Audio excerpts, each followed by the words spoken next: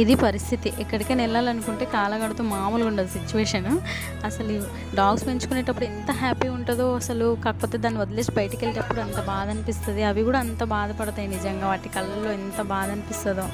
మనం ఇంటి పక్కకి వెళ్ళినా వేరే ఊరికి పోయి వచ్చినా సేమ్ రియాక్షన్స్ ఇస్తాయి అవి. కానీ పోయేటప్పుడు ఎంత బాధ అనిపిస్తుందో వచ్చేటప్పుడు వాటి రియాక్షన్ చూస్తే అంత హ్యాపీనెస్ ఇస్తారు నిజంగా.